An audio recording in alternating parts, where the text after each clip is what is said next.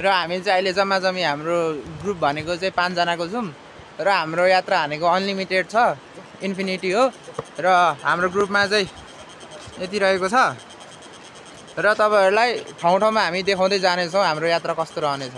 पुगेको छौँ लाफेको फेदमा, यो चाहिँ खोलाको किनारमै पर्छ। जोरलुङ्गे पुल पनि हेर्नुस् त्यहाँनिर। र योपालि चाहिँ खेतीहरू एकदम खतरा भएको थियो यो ठाउँमा चाहिँ, बाढी पहिरो एकदमै ज्यादा भएर धेरैजनाको डेथ पनि भयो र यसरी नै हामी तपाईलाई यो ठाउँहरू देखाउँदै जानेछौँ। यो चाहिँ एकदम टायर्ड भएर यहाँनिर चाहिँ थकान मार्दैछौँ। हामी चाहिँ आज चाहिँ हाम्रो दोस्रो दिनको यात्रा हो र अनि हामी चाहिँ 2 घन्टाको हिँडाइपछि यो हामी एकदमै अग्लो ठाउँमा आइसकेको छौँ र यहाँ चाहिँ हामीलाई चाहिँ यहाँबाट चाहिँ वन क्षेत्र चाहिँ नजिकै पर्दछ।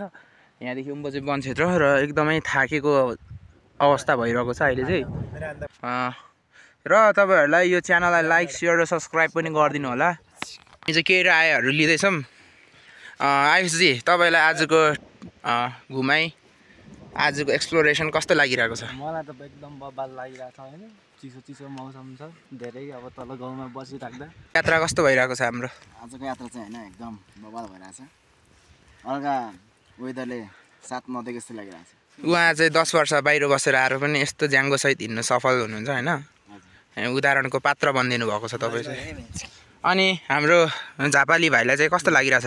म त अब दामी लागिरहेछ दाइ, एकदम त्यस्तै मजा। अनि मेरो भान्जालाई कस्तो भइरहेछ? एकदम ल र यो च्यानललाई लाइक शेयर र सब्स्क्राइब चाहिँ गरिदिनु होला। र पानी पनि पर्ला जस्तो छ हैन, हामी चाहिँ जाँदैछौँ। अहिले चाहिँ एकदमै भारी वर्षा भएको छ हैन हामी भएको ठाउँमा चाहिँ, अनि त्यही भएर एकदम भारी वर्षा भएको कारण चाहिँ हामी चाहिँ अहिले एउटा रुखको फेदमुनि बसेको छौँ र अब चाहिँ हाम्रो यात्रा चाहिँ यहीँनिर स्तब्ध भइरहेको छ। र अब हाम्रो डेस्टिनेसन चाहिँ अझै पनि छ, हामीलाई लगभग 9 किलोमिटर जति छ पुग्नलाई, 9-10 किलोमिटर छ। तर अब हाम्रो यात्रा भनेको 500 मिटर मात्र हामी चढाउने आज प्लानमा छौँ। अब त्यसको लागि चाहिँ भोलि नै थाहा हुन्छ। र अहिले चाहिँ हामी एकदम ठुलो जङ्गलभित्र छौँ, पुरा पानी पर्दिरहेछ, पुरा चढाङ गरिदिरहेछ हैन, मजा आइदियो। ल ठुलो पानी आइदियो यार। र पानी चाहिँ एकदम डरलाग्दो असिनाहरू झर्दिरहेको छ, एकदमै हेर्नु सक्नुहुन्छ। एकदमै ठुलो पानी परिरहेको छ र हाम्रो यो पहिलो एक्सपिरियन्स हो यस्तो खालको चाहिँ, र एकदमै डर सरी छौँ। असिना पानी परिरहेको छ अहिले चाहिँ। सुन्दर ठाउँ, गुराँस घारीको बिचमा गुराँसहरू ढपक्क फुलेको छ। अनि हामी चाहिँ यसो थाकित भएर बसिरहेछौँ र हामीसँग साथमा चाहिँ हाम्रो एउटा साथी पनि जोडेको छ। हामीले चाहिँ यसलाई भोटे भनेर बोलाइरहेछौँ र एकदमै मजा भइरहेछ, साथीहरू रमाइलो गर्दैछ।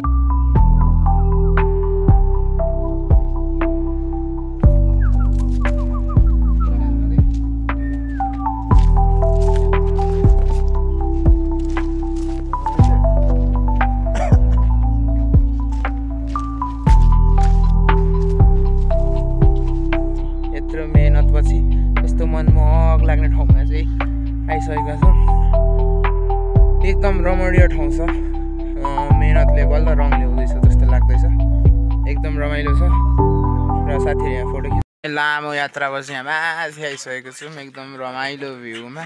र हामी बसेको ठाउँ चाहिँ एकदम, साथीहरू चाहिँ यहाँ फोटोसोटो गर्दैछ, एकदम रमाइलो भइरहेछ। र सधैँ पनि डस्टबिन चाहिँ युज गर्नु होला है गाइस। अनि हाम्रो यहाँ यस्तो छ हालत, स्लिपिङ ब्यागहरू यहाँ छ ब्यागहरू। महोत्सवमा इन्टर गरिँदैछौँ र यहाँदेखि चाहिँ हामी चौरी महोत्सव इन्टर हो। अब 5 किलोमिटरदेखि 5देखि 8 किलोमिटर फाइनल्ली मेला क्षेत्र पनि छिर्यो, तर अझै पनि लाग्छ 2 घन्टा जति पुग्न। यो चाहिँ रातिको 9 बजेको छ, यहाँ सानो धारा रहेछ र पानी खायौँ।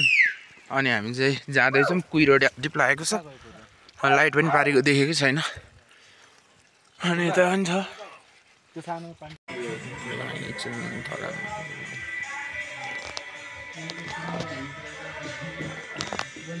हामी चाहिँ हिँड्दा हिँड्दै पुरै रात परिसकेको छ, एकदम थाकेको अवस्थामा हो। हाम्रो डेस्टिनेसन चाहिँ अझै त्यहाँ पारिको डाँडा हो, एकदम गाह्रो भइरहेको छ, थाकित छौँ, अँध्यारो भइसकेको छ, जाडो पनि तपाईँको होला त्यस्तै 10-11 भन्दा नि 5 डिग्री होला सेल्सियस होला यहाँनिर टेम्परेचर भनेको। अल्टिट्युड भन्नुपर्दाखेरि 3600 मिटर है। यो बोटमा रहेको छ भर्खर खाना खाएर बसिसकेको र सबजना सुतिसकेको छ र हाम्रो स्टे यहाँनिर छ होइन कति धेरैमा 8000 होला। टेन्सन आइपुग्दा तिमीलाई कस्तो लाग्दिरहेछ? थकित भइरहेछ तर अब भोलि चाहिँ रमाइलो हुन्छ भन्ने छ। अब त्यसकै त्यही होपमा चाहिँ अहिले पनि एकदम लास्ट रमाइलो लाग्छ। Good night. ल तिमीलाई कस्तो लाग्दिरहेछ आइपुग्दा? यो चाहिँ गोठ हो र यहाँ चाहिँ चौरीहरू एकदमै ज्यादा छ।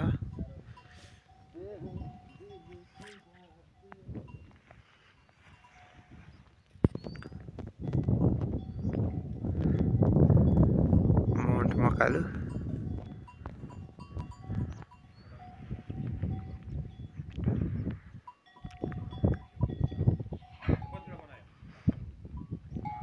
हामी चाहिँ यो गोठमा बसेको छौँ।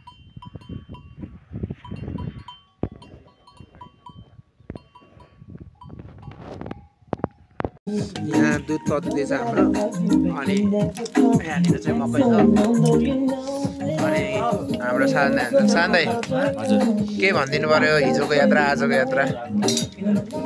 हिजोको यात्राको र आजको यात्रामा छैन। हिजो यहाँसम्म आइयो, अब आज हामी थोरै माथि जाँदैछौँ। एकदम रमाइलो भइरहेछ। आज यो दोस्रो दिन होइन? खाना खाएर हामी चाहिँ जाँदैछौँ। ल एकदम रमाइलो छ।